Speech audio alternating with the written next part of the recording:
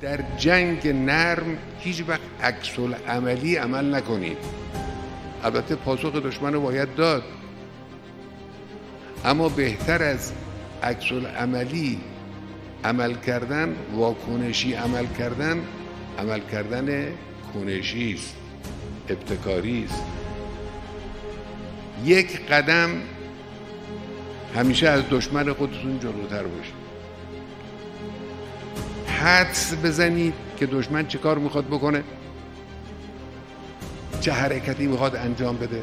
حرکت خنثی کننده و پیشگیرنده رو قبل از او انجام بده.